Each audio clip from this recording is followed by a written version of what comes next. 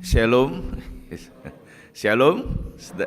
Ya Bapak Ibu Saudara sekalian, kita melanjutkan khotbah kita dari serial eksposisi kitab atau Esra. Hari ini sampai di pasal ke-7. Memang gereja Tuhan di dalam ibadah-ibadah raya hari ini memperingati hari Pentakosta, hari yang sangat penting sekali bagi gereja Tuhan memperingati hari Pentakosta. Nanti kita akan berdoa syafaat untuk gereja-gereja Tuhan di tempat manapun saja. Saudara sekalian, kita sampai kepada pasal yang ke-7 hari ini, saudara-saudara. Yang saya angkat satu tema, yaitu bagaimana kehidupan kita diperkenan oleh Tuhan, saudara. Saudara, kita membahas tentang kitab Esra. Saudara, tentunya saudara mencari nama Esra selama ini. Baru kali ini narator menempatkan di pasal yang ke-7 dari title Alkitab kita, bagian Esra ini baru muncul di pasal 7 ini, saudara.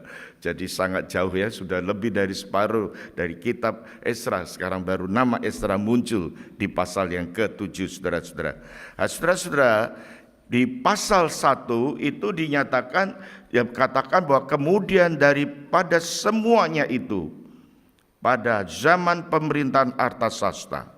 Artinya saudara-saudara, dari kemudian semuanya itu, saudara. Ya, kita baru saja melewati pasal yang ke-6. Kalau saudara memperhitungkan dari pasal 6 sampai pasal 7 ayat 1, itu sekitar 58 tahun. Perjalanan yang cukup panjang, 58 tahun, saudara-saudara. Dan pada zaman Artasasta, pada Raja Artasasta, di ayat yang ke-6 ini dijelaskan tadi adalah Esra berangkat pulang dari Babelonia, saudara. Nah, saudara-saudara, secara tematik atau topikal dari pasal 7 sampai pasal 10, ini berbicara kembalinya umat Tuhan dari Babelonia ke Yerusalem. Di dalam 3 periode kita melihat, dan saat ini adalah periode yang kedua, gelombang yang kedua. Gelombang pertama pada waktu dekret dari Raja Kores, dan sekarang kita melihat masa pemerintahan Artasasta. Gelombang ketiga adalah gelombang yang pada waktu kitab Nehemia kita pelajari nanti. Jadi gelombang 1, 2 ayat pasal 7 sampai 10 nanti selesai. Ini bicara di dalam perjalanan periode kedua. Umat Allah kembali ke Yerusalem dari Babelonia. Saudara-saudara yang dikasihi Tuhan, kepulangan kedua ini pada masa Raja Artasasta, ini adalah kita melihat, saudara-saudara, ada sedikit dan kita bisa melihat esensi perbedaan dari pertama dan kedua, saudara. Kalau perjalanan kembalinya pada waktu awal, kita bisa melihat bagaimana umat Tuhan berkonsentrasi kepada pembangunan bait suci, bait Allah. Nah, saudara melihat bagaimana perjuangan, bagaimana Allah memimpin mereka, bagaimana Tuhan berkarya di tengah-tengah umatnya, dan bagaimana kita menyaksikan Tuhan terus ada di tengah-tengah umat Allah, umat pilihan Tuhan, saudara. Nah, saudara-saudara, sampai pada waktu peletakan batu pertama atau peletakan dasar bait suci, dan saat itu sudah berhasil dikatakan, sudah terjadi, saudara. Dan pada kepulangan yang kedua ini adalah menekankan pembangunan rohani. Pembangunan rohani lewat pengajaran Taurat Tuhan, firman Tuhan di pasal 7 dan pasal sampai pasal 10. Nah, saudara, di bagian yang pertama ini saya mengajak saudara melihat, yaitu ayat 1 sampai yang ke-5. Saudara-saudara, narator memberitahukan kepada kita, saudara, melihat siapakah Esra itu, saudara. Siapakah pribadi Esra itu, saudara. Rupanya di sini menyoroti daripada bagaimana Esra latar belakangnya. Yang boleh saya katakan silsilah Esra. Saudara baca itu cukup panjang, saudara. Ada berapa, saudara, kalau perhatikan di dalam kelompok PA atau kelompok Kedup, nanti coba hitung, saudara, ada berapa generasi di dalam ayat-ayat yang kita lihat di sini. Silsilah Esra ini, saudara-saudara. Saudara memperhatikan di sini cukup panjang. Ada 16 orang disebutkan namanya satu persatu. 16, saudara. Bapak Ibu Saudara sekalian, kalau kita melihat bagaimana narator penulis ini memberitahukan kepada kita juga, saudara.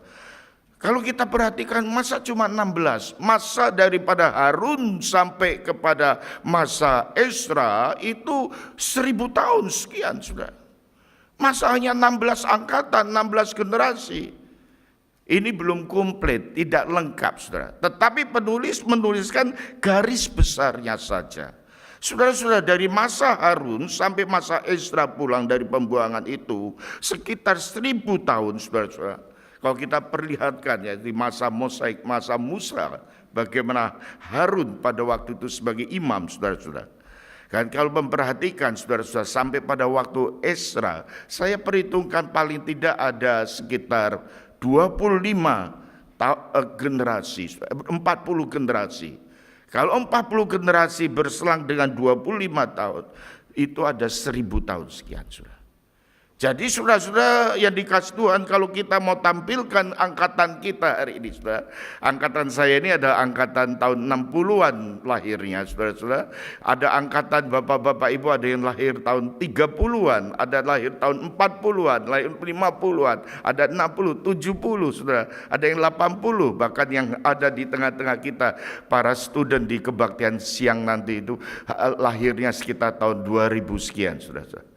Angkatan-angkatan ini Tuhan pimpin sedemikian rupa saudara-saudara. Dan inilah yang ditampilkan dalam kitab Ezra pasal yang ke-7. Salah satu yang disebutkan di sini adalah Hilkia. Siapa Hilkia? Dia seorang imam yang dipakai Tuhan luar biasa di dalam masa pemerintahan Yosia, Raja Yosia.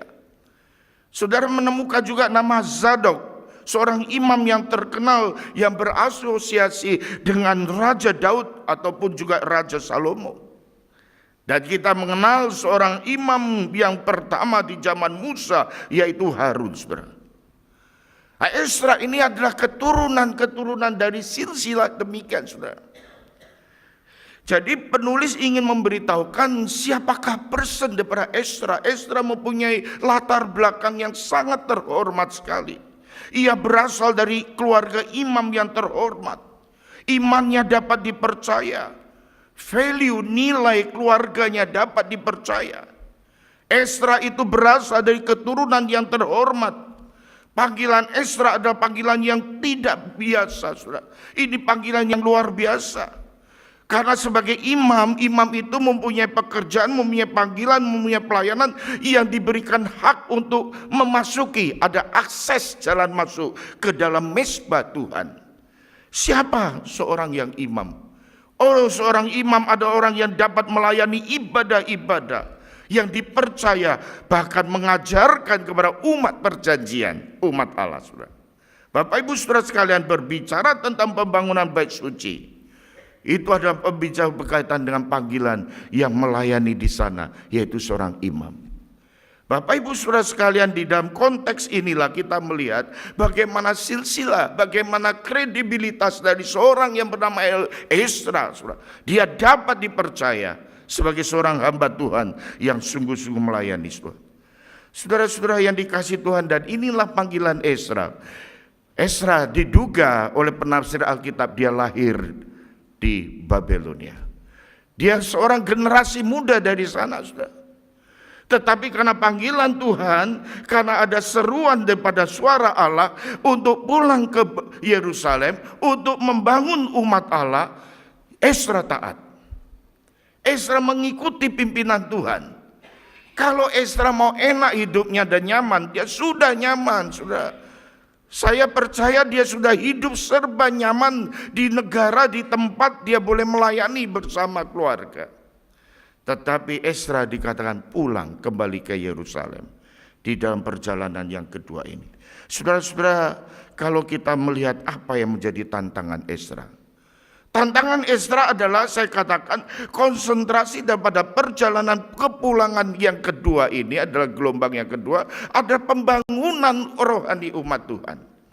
Pembangunan spiritualitas umat Tuhan, saudara-saudara.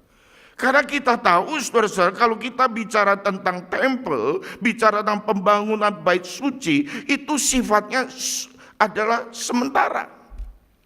Bait suci yang berbentuk gedung, yang berbentuk fisik, ini sementara, saudara-saudara. Ini bukan sesuatu yang paling utama, saudara-saudara. Bait suci itulah yang ditekankan oleh Alkitab adalah orangnya yang ada di dalam bait suci itu. Saudara, bait suci memang penting pada zaman Esra, itu merupakan sesuatu yang penting sekali karena itu merupakan simbol kehadiran Tuhan. Sehingga umat Allah itu diajak untuk begitu dengan sungguh memperhatikan daripada kehadiran Tuhan di tengah-tengah umatnya. Tapi ketika kita menyaksikan umat Allah yang seringkali jatuh dan jatuh, seringkali gagal dan gagal, seringkali lupa akan Tuhan, saudara-saudara, apa yang terjadi? Mereka mengabaikan kehadiran Allah, mereka mengabaikan Allah yang bereksistensi. Mereka beribadah hanya dengan mulut, mereka beribadah hanya secara lahiriah saja. Itu yang terjadi, saudara-saudara. Maka Allah mengutus nabi-nabinya. Kita ingat, Allah mengutus nabi-nabinya menegur kemunafikan umat Tuhan yang dilakukan di bait suci. Kita ingat pada waktu Allah memakai teguran dari Nabi Amos di pasal yang ke-5. Kita bisa mengingat bagaimana Allah memakai Yesaya di pasal yang ke-1 menegur kemunafikan umat Tuhan. Kita bisa menyaksikan Yeremia pasal yang ke-7 di mana Allah menegur kepada pimpinan-pimpinan agama yang begitu munafik. Bahkan Yesus sendiri menyebutkan pada zamannya, dia mengatakan di bait suci itu adalah tempatnya banyaknya penyarang atau penyamun, orang-orang jahat. Lukas 19:46. Yesus mengatakan bahwa bait suci ini akan dihancurkan, dan saya percaya pada tahun 70 itu pembangunan bait suci itu dihancurkan. Pembangunan tempel yang saat ini, saudara-saudara, yang saat ini sedang dikampanyekan oleh Israel, Yahudi, akan ada terjadi pembangunan yang ketiga yang sudah dimulai. Saya lihat di sana, saudara. Dome of the Rock itu akan dihancurkan. Tapi saudara-saudara, apa yang ingin Alkitab tekankan? Yohanes 2 ayat 19 dikatakan, bait suci yang sesungguhnya, the true temple, itu adalah Yesus sendiri. Yesus Kristus yang kekal itu, saudara. Jadi semua tabernakel, semua tempel, semua bait suci ini yang terdahulu yang ada di perjanjian lama ini merujuk kepada satu pribadi, yaitu Yesus Kristus. Yesus Kristus. Maka saudara-saudara, di dalam surat Petrus, kalau saudara memperhatikan 1 Petrus 2 ayat yang ke-5 dikatakan, biarlah kamu juga yang dipergunakan sebagai batu hidup untuk pembangunan suatu rumah rohani, suatu imamat kudus untuk mempersembahkan persembahan rohani, karena Yesus Kristus berkenan kepadanya. Jadi saudara-saudara, kita memperhatikan di sini, saudara, setelah kebangkitan Kristus, gereja yang menjadi tempel, yang menjadi bait suci, dan surat Petrus ini dikatakan, kamulah batu hidup. You are living stone, dikatakan di sana. Batu hidup, bukan lagi physical building, tapi orangnya di sini. Kita manusianya, orang-orangnya yang ada di dalam bait suci itu, perkumpulan kita yang disebut dengan eklesia ini, di mana Allah berdiam dan bertata, itulah Allah berkenan, bahkan hadir, itulah bait Allah, itu bait suci. Saudara-saudara yang dikasih Tuhan, ini semua karena kemurahan anugerahnya, saudara. Di pasal yang ke-6, pasal ke-7 ayat yang ke-6 dan 9 itu ditekankan di sana. Karena tangan Tuhan Allah lah yang melindungi dia, karena tangan murah Allah lah yang melindungi dia. Dari 2 ayat kunci dari Esra pasal yang ke-7 ini. Ada tangan Allah yang melindungi dia, tangan murah Allah yang melindungi dia. Sehingga kita menyaksikan bagaimana Esra itu merespon kebaikan Allah, merespon kasih Tuhan, merespon anugerah Tuhan. Dia rindu sekali mentaati Tuhan. Bahkan dia meresponi kasih Tuhan. Dia mentaati panggilannya.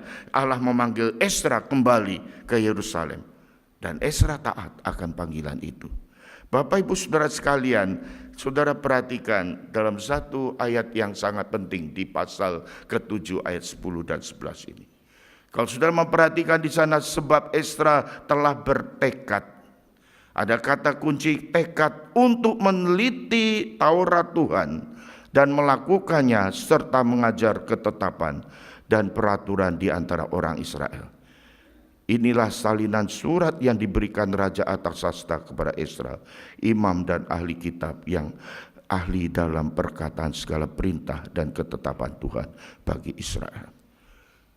Dicatat di ayat yang ke-10 ini ya saudara-saudara, bahwa firman Allah yang diajarkan melalui Esra ini adalah berkenaan dengan pekerjaan Allah di dalam hati manusia, di dalam mempertobatkan manusia, di dalam merestorasi hati manusia.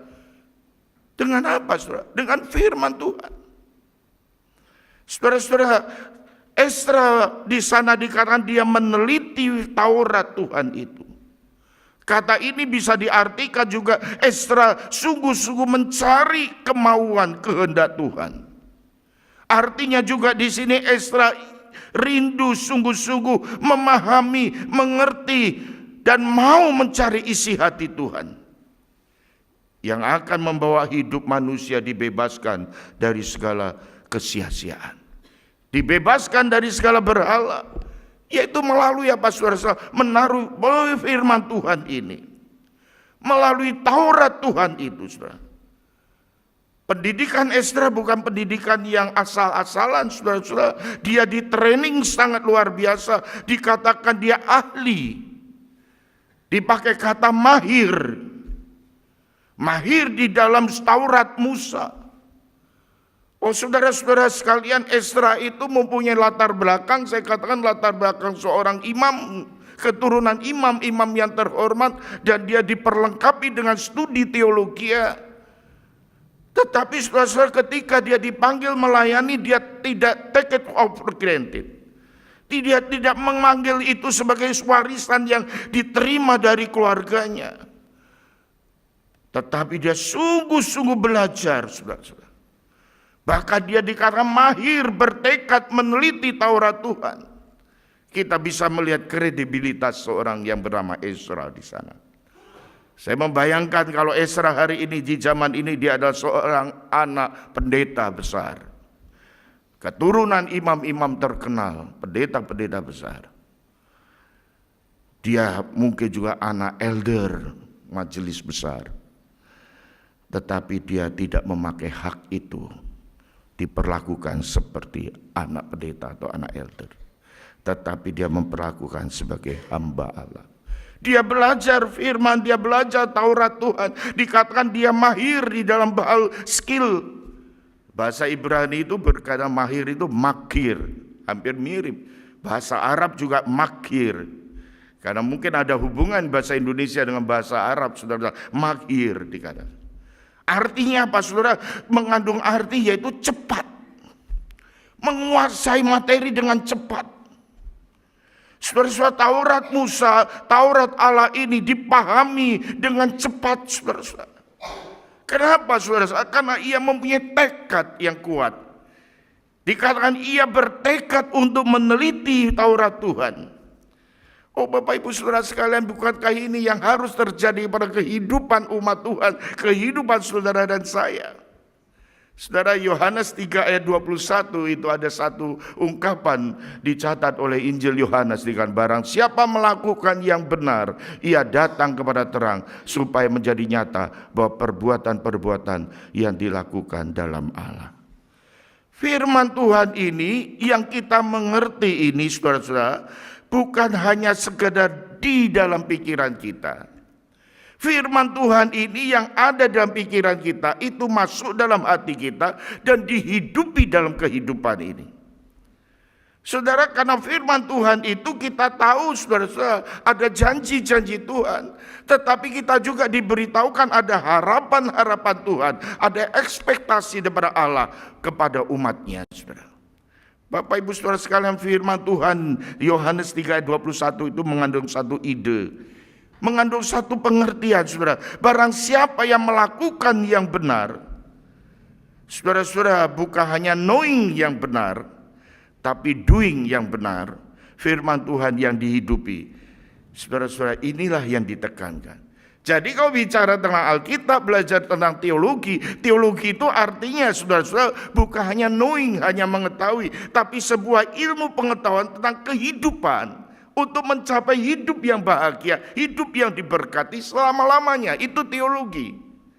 J.I. Packer itu mengatakan teologi itu mempunyai tujuan, yaitu mencapai kemuliaan Allah dan kebaikan umat manusia. Mencapai God glory dikata. Dan mencapai, yaitu disebut godliness, kesalehan. Inilah kebaikan, saudara. Firman Tuhan itu harus diaplikasikan dalam diri kita. Bapak Ibu saudara sekalian, inilah pendekatan Esra dalam kehidupan dan pelayanannya, saudara. Esra kembali ke Yerusalem mengingatkan umat Tuhan. Apa yang diingatkan, saudara? Saya berkali-kali mengatakan umat Tuhan itu seringkali melupakan Tuhan. Di bagian ini saudara-saudara, baru saja mereka diingatkan, mereka lupa lagi. Kalau kita melihat di pasal yang ke-9 nanti, dalam khotbah berikutnya, kita bisa melihat bagaimana umat Tuhan yang berdosa itu. Dosa apa, saudara? Saudara-saudara, di situ dikatakan di pasal yang ke-9 itu ada terjadi kawin campur di antara mereka. Saudara jangan salah paham, Tuhan itu tidak rasis, tidak. Dia bukan berarti membenci bangsa tertentu, tidak. Karena Alkitab juga mencatat ada bangsa asing, misalnya Rut dari Moab. Moab itu bangsa asing, tapi dikasih Tuhan. Rahab bangsa Yeriko, tetapi dia percaya pada Yahweh dan dia diberkati Tuhan. Yang menjadi masalah di sini bukan kawin campurnya, tetapi yang menjadi masalah ini adalah ketika umat Tuhan menikah dengan bangsa asing. Dan ini membawa satu akibat-akibat dan membawa satu akibat yang fatal, yaitu mereka menyembah kepada berhala-berhala bangsa asing. Sehingga umat Tuhan hatinya menjauh dari Tuhan, dan akibatnya mereka jatuh dalam dosa, berbagai dosa, saudara. Saudara, mungkin berhala kita hari ini di Australia tidak kawin campur, karena orang-orang Indonesia, orang Asia sudah biasa untuk kawin campur di sini. Tetapi berhala kita di Australia ini, di negara kita atau di negara yang kita ada di Indonesia termasuk, yaitu berhala yang saya sebutkan ada 3 hal. Yang pertama, tantangan daripada materialisme. Materialisme, yang kedua hedonisme. Yang ketiga ambisi. Kita tinggal di negara yang maju, saudara-saudara.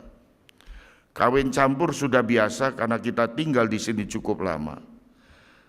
Tetapi penyembahan berhala kita biasanya dalam konteks kita hari ini, terpikatnya kita karena materialisme, karena materi. Sehingga kita menjauh dari Tuhan. Saudara-saudara, kita berhadapan dengan realita ini. Dan yang kedua, hedonisme. Bukan hanya dipengaruhi oleh materialisme, tapi hedonisme. Kalau materialisme itu mengartikan bukan kita itu anti materi, tidak. Orang Kristen tidak boleh anti materi, karena materi itulah berkat Tuhan, berkat yang Tuhan anugerahkan. Tetapi kalau materi itu menghalangi kita dan membuat kita jauh dari Tuhan, yang itulah yang harus kita jauhi. Materialisme itu memandang materi, menilai materi itu segala-galanya. Materi menjadi tujuan akhir hidupnya. Bahkan menilai harga diri, harga orang lain berdasar dengan materi. Itu materialisme. Tapi materi harusnya dipakai menjadi alat Tuhan. Menjadi alat berkat Tuhan, bukan menjadikan berhala-berhala kita. Di zaman Esra ada kawin campur, zaman kita adalah materialisme. Bapak Ibu saudara sekalian, yang kedua berkenaan dengan hedonisme. Hedonisme mempunyai falsafah hidup bersenang-senang, melampiaskan hawa nafsu. Bahkan yang diajarkan di sana yaitu hidup berfoya-foya, berpesta-pora. Orang Kristen bukan menganut paham asketisme. Asketisme, sekarang ada istilah serba putih. Makan nasi putih, minum air putih, makan telur putih. pakai baju putih. Dia pikir dengan hidup menderita membawa hidup bermakna. Kekristenan memahami semua itu ada berkat Tuhan yang boleh dinikmati. Hedonisme mengajarkan bahwa hidup ini adalah untuk kenikmatan. Misalnya hari ini saudara, di kalangan anak muda ada satu kehidupan yang sangat memprihatinkan, yaitu seks bebas, narkoba, pesta pora, dan hidup yang tidak peduli terhadap firman, tidak peduli terhadap kerohanian.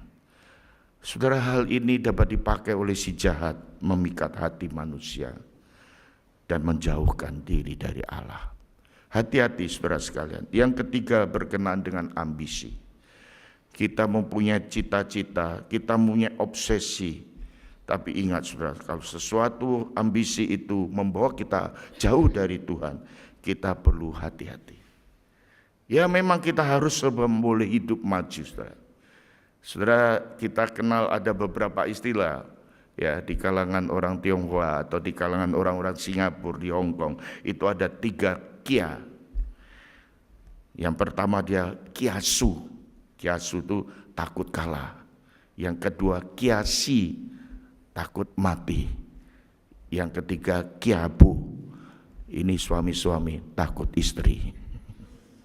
Ya, karena ini yang kita hadapi hari ini, saudara.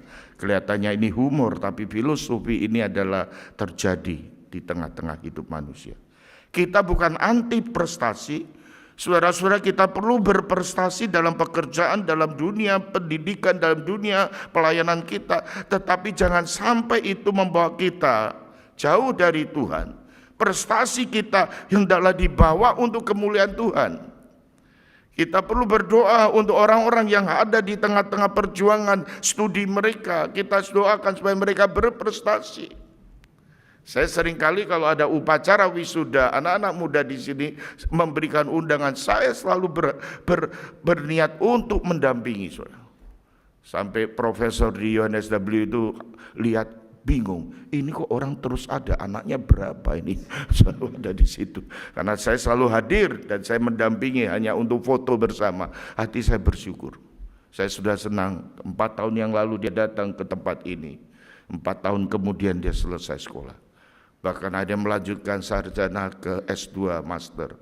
Dan di antara kita di sini sedang menyelesaikan studi S3, PhD dan seterusnya. Saudara-saudara, mari kita gunakan untuk kemuliaan Tuhan. Dan di pasal-pasal ini, pasal 7 saudara, berbicara tentang silsilah Ezra, perlengkapan Ezra, training Ezra, dan motivasi dan panggilan Ezra itu yang begitu luar biasa saudara.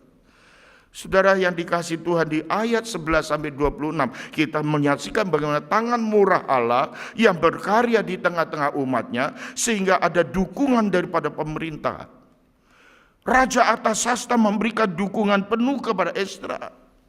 Berkali-kali dikatakan tangan Tuhan menyertai Ezra, tangan Tuhan membuat Allah yang menyertai Ezra, maka ia berhasil dan berhasil.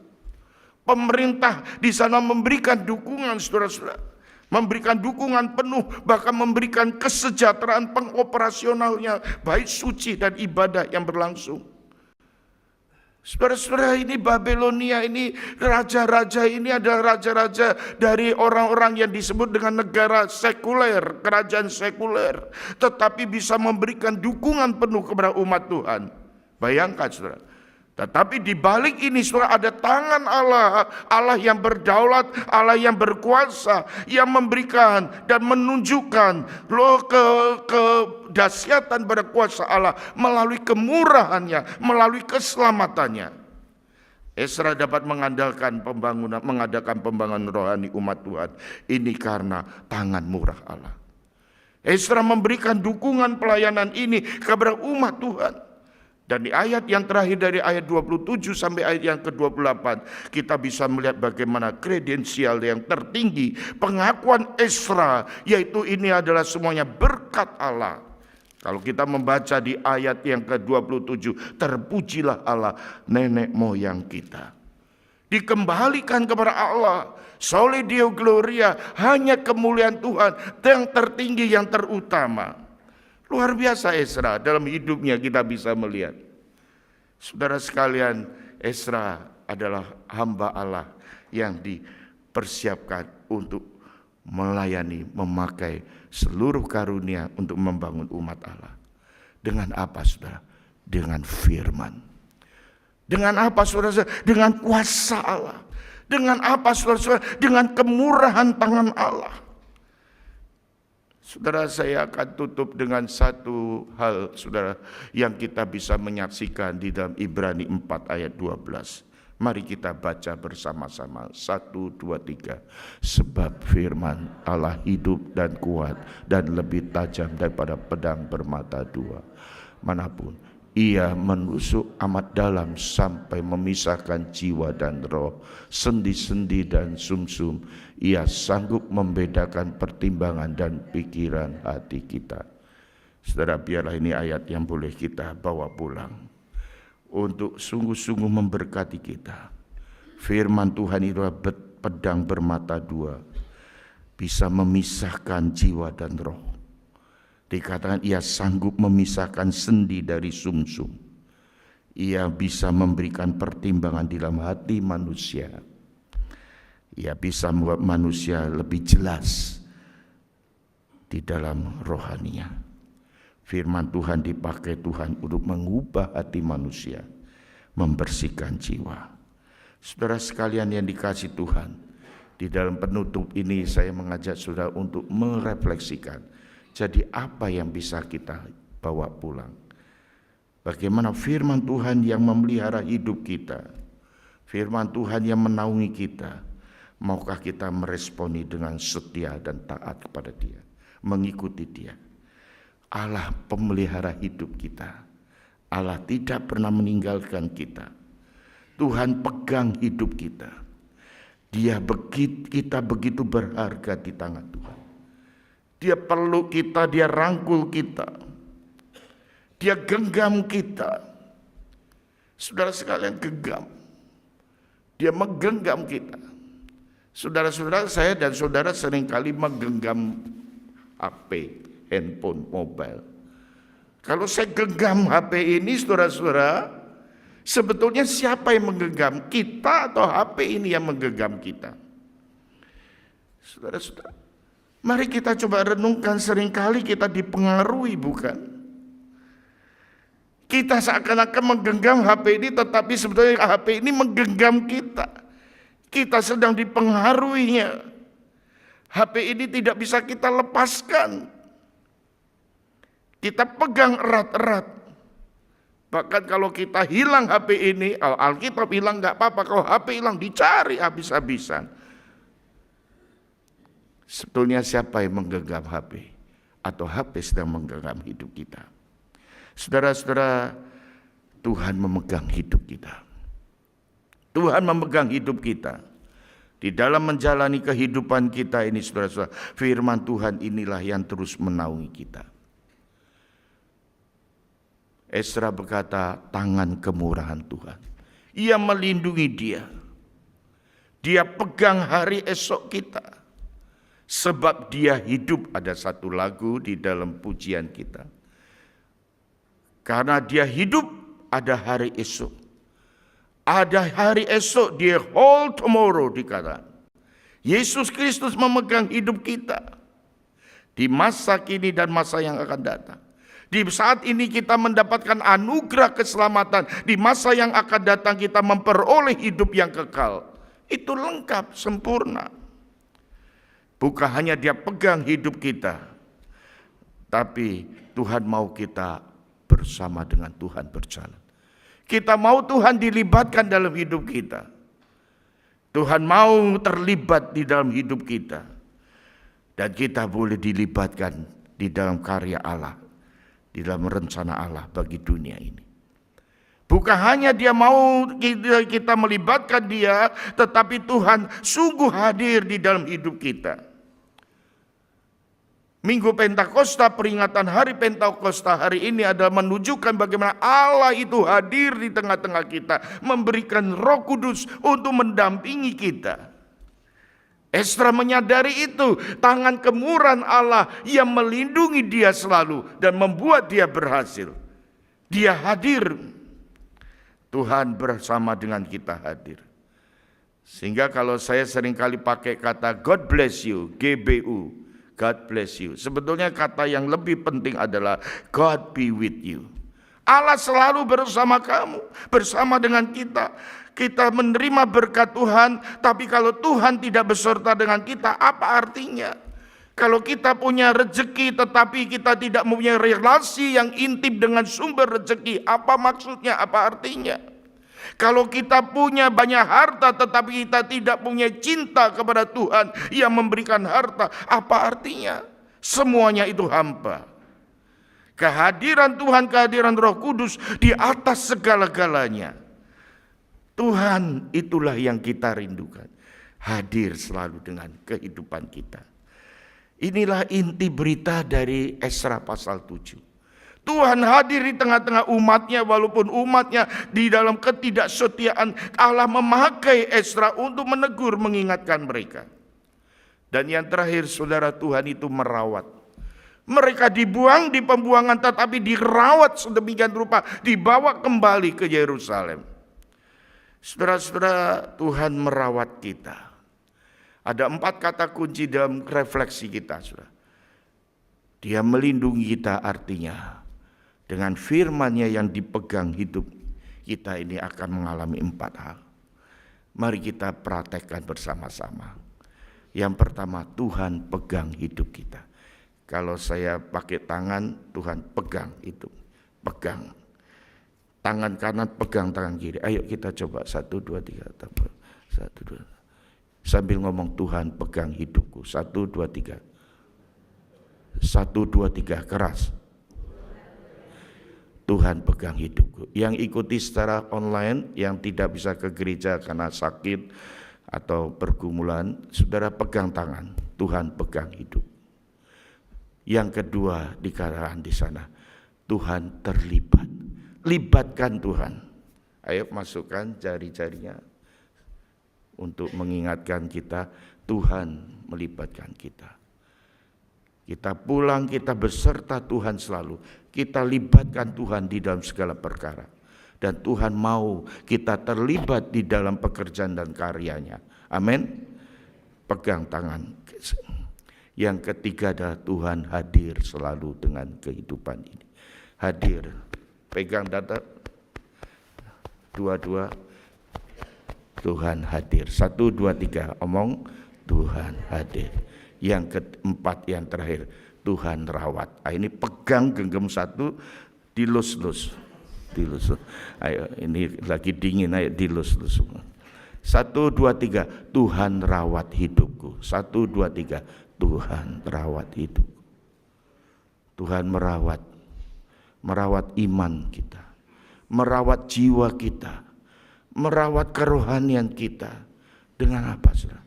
Dengan firman Tuhan. Biarlah saudara sekalian, maukah kita membawa diri sepenuhnya dipelihara oleh Tuhan. Mari kita percayakan sepenuhnya kepada Tuhan hidup kita. Amin. Mari kita tundukkan kepala, kita berdoa.